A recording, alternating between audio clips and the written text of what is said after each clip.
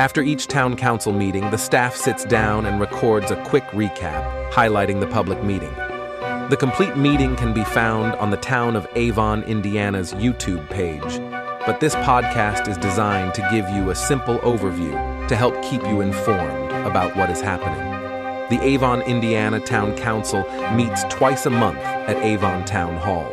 A full schedule of their public meetings can be found online at avonindiana.gov.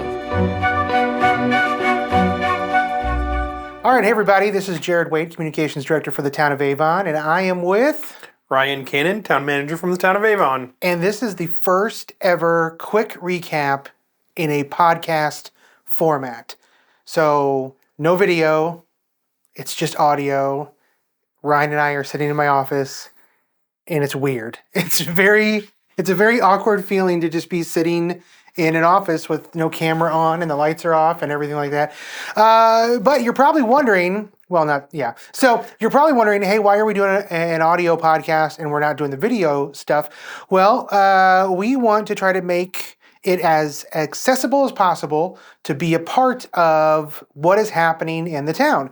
So the video formats are great. It's fantastic for being able to host the full meeting. But we know that there are many people that live here in Avon or work here in Avon, but then they live or work elsewhere. There have been several times I've seen chatters happening where people are like, I drive an hour to the north side, or somebody drives from Greenwood. Our planning director is a prime example. He drives from Greenwood to come here, Bill Peoples, and he listens to books on tape. So there were some conversations that happened, and we're like, well, how do we make this as easy as possible?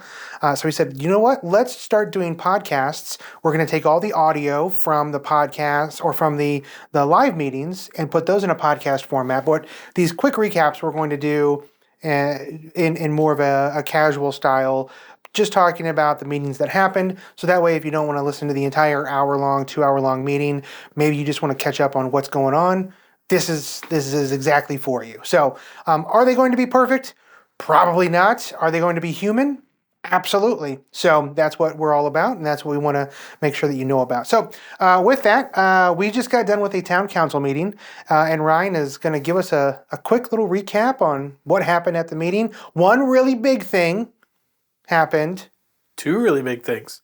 Well, that's true. Maybe three really big things. The whole meeting was epic. Those huge, big stuffs. All right, Ryan, what happened? All right. Well, it was actually a relatively quick meeting, but there was a couple of big things on there. This was our first meeting of the month, so as usual, all of our department heads gave updates, so I won't go over those updates, but if you're interested, again, as Jared said, tune in and listen to the podcast of the town council meeting, and that way you can hear what all of our departments are up to. The first item under new business that we had was authorization to purchase tasers. So again, I won't do this justice because our Deputy Chief, Brian Nugent, did an excellent job of explaining it, but the town is acquiring new tasers for our police officers, and we'll acquire 45 tasers, so all of our police officers will be equipped with those. They're much better, and again, I won't do it justice, so go listen to what Brian had to say. We are going to finance those tasers over a 5-year period, and so we'll start making payments on those out of funding from this year. We do have a public safety lit, which is local income tax that goes towards our public safety. So that public safety funds will go to pay for those tasers for our officers.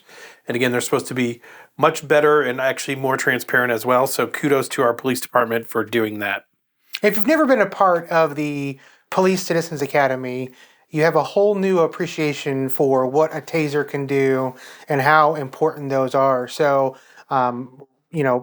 if you don't watch the entire thing, I would encourage you to watch the section that Brian talks about in regards to the difference between, and he does a really good job explaining that, there haven't been a lot of upgrades and modifications and enhancements to tasers over the years, but there actually has been kind of a new little jump and a leap and a new type, and Brian and Dave and Sean do they do their research really, really well. So if they come in here saying, hey, we're feeling like this is going to be a really good addition, I think council has learned, hey, listen to him. And Robert said that too. He's always said, hey, there are a lot of other people that are way smarter than me. One of those people are sitting in this room right now. I'm not going to mention who it is. Brian Nugent's not in here. But Brian, Brian Nugent. It's not. Brian pops up from behind the desk. Hey pops up. guys, what's going on? But they've learned to listen to him, and I think that's the right call. So Very true. I wanted to chime in. The next thing we had on there was the selection of a construction manager as constructor for the government center. So if those of you who don't know, the town is supporting a new economic development project called Easton Gray that'll be just west of the town hall here. And Easton Gray will be a multi-purpose development. It'll have like a town center project. And as part of that town center project, the town is going to build a government center. And so in order to build that government center, we have to go through a process to select someone. We're going to use a process called construction manager as constructor, which means that we actually add this person to our project team and they work with us to develop a gross maximum price. They call it a GMP to actually then build the government center. And this has it's a little bit newer in Indiana. A lot of people are doing it. It's how a lot of government entities are building these buildings, and it's really a better way to do it. And so we had a selection committee that went through the process and recommended Garmong to provide that service. And so that was a recommendation to the town council, and the town council did approve Garmong to be the construction manager as constructor. So that's exciting news. That's the next step in moving forward with our government center. So excited for that step to happen. Something that you mentioned in the meeting too is Garmong was the company that built the Hendricks County jail. The new jail that's out there. So and Dawn, one of the council people, was talking about how because she was on the committee. She liked that it was a family-owned company, and I think that says a lot about the committee, just in general, saying, hey, this is we want to support. These are Hendricks County residents. This is a local family. This isn't just some big conglomerate coming in here to build it. Right, and I think that was I think one of the big things that the committee did emphasize, that the four main people on the project are all Hendricks County residents. And again, that adds to the value of a project to be able to have people who have local buy-in to the project. We end up having a better project in the end. So excited for them to be a part of our team, and I think it'll be great for our community. Absolutely. The next one then was we did also have a introduction of a zoning amendment for a subdivision called the Village Place Townhomes.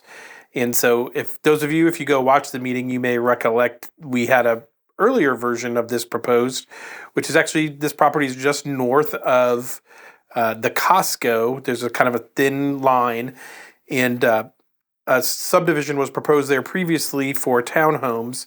The town council rejected that rezoning, and so it didn't happen. So they've now come back and they're proposing less units. I believe the first time they proposed like 116, maybe somewhere in there. This time they're proposing 80. And so they did do an introduction of that rezoning to the town council to get some feedback. And now their next step will be to move on to the planning commission. The last agenda item on there then is, again, a really big thing. It's our budget approval for 2024. And so the town council did the final reading of the budget ordinance to approve. And they did approve the town's $31.5 million budget. And so now we'll submit that to the state and see if the state will approve that. So that's exciting to get done too. That's kind of a labor of love for all the town staff to work through the budget process and finally kind of get to this point where we have something that we can approve to the town council. And again, really appreciate the support of the town council. Again, following staff's recommendations and trusting their staff to lead them in the right directions and making sure that the staff is just meeting their policy goals for the future. Because that is really what the budget is. It's the main policy document that the town council adopts in terms of things they want to accomplish the next year. So, again, feels great to get that done. Nice. Next meeting is October 19th at 7 p.m. October 19th. So if you're listening to this when this goes out, which is probably either tonight or tomorrow, we literally just got done with the meeting. The meeting is over. Normally we do these quick recaps the next day. But if you're listening to it relatively soon, to give you a heads up on a few things that are happening around the corner on October 7th, which is this Saturday, it's the Harvest Moon Festival. That's going to be happening here at Town Hall, and the Parks Department puts that on. Lots of fun stuff. There's a fire breather that's going to be here. That's going to be cool. Which is very unique. I would have presumed that there would be well, there's going to be lots of oxygen breathers. So that's a common thing. Everybody has those. That's true. Not many people have fire breathers. And hayrides. And hayrides, that's right. And Shelby mentioned that we are proud to have, I think, the only ADA accessible hayride in Hendricks County. I don't know if that's for sure positively. I know that last year we were the only ones. I don't know if anybody else has jumped on the bandwagon yet. So Probably hopefully not, because we're better than everybody. So that's a fact, and that's why we're going to leave that in the podcast. Next Monday, on October 9th, is Columbus Day, so we are going to be closed here at the office. Just giving you all a heads up on that one. If you come by Town Hall on Monday, October 9th, the doors will be locked and we will not be here. And then next Saturday, October 14th, is Heavy Trash Day.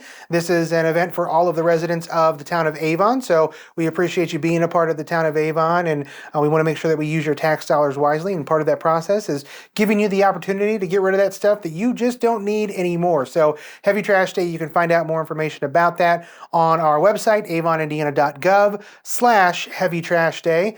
You can also find out information about Harvest Moon at avonindiana.gov, avonindiana.gov/Harvest Moon. There we go. And then the only other thing that we got going on special-wise is October 31st is Halloween here at Town Hall. Are you dressing up, Ryan? how do you define dressing up? Just say no. No, I'm going to wear a t-shirt, if that counts. That's fair. That's fine. That's totally fine. We're excited. This year, the theme is movies. So all of the departments have chosen a different movie. We've got Wreck-It Ralph. We've got Teenage Mutant Ninja Turtles. We've got Marvel and DC. There's all kinds of stuff. But this is designed for families and kiddos that might not be able to enjoy trick-or-treating at night with all the lights and the sounds. Maybe they have a special sensory need that trick-or-treating at the normal time. Normal time, by the way, is 6 p.m. to 9 p.m. Here in Avon. But if you can't do that, feel free to join us 10 a.m. to noon on the 31st. Bring your family, bring your friends, bring a bucket, and we'll put some treats and goodies and stuff like that in there so that way you can enjoy it. It was really, really fun last year. We had some cute kiddos and Great families kids, coming in. Yeah. And Nate, our assistant building commissioner was a dinosaur again? was an inflatable dinosaur last year, and he was exhausted because he was running around with all the kids. He did a great job. I don't know. Do you think he's going to do it again? I think he's probably going to choose something smarter and be like, Probably. no, we're Something going. not so sweaty. Exactly. That would be a smart move. So that's it. That is going to wrap up our first ever quick recap podcast. There's not going to be any editing because this is real and this is human, and that's what government is we are human. We are not perfect. We are not robots. We just want to give you a good inside peek. We're going to be doing this at the end of every publicly streamed meetings. So plan commissions, we're still going to be doing these, as well as BZAs. And then Angel's going to be coming in and helping these out as well. So you're not going to just have to hear from me. You're going to be hearing from everybody. And we might have some special treats as well. You never know. We might just do some special podcasts for with some special events and anything else that might be out there. Sounds fun. Who knows? Hey, thanks, Ryan. Good job, Jared. Good job, Ryan. Thanks, everybody. Well done. Bye.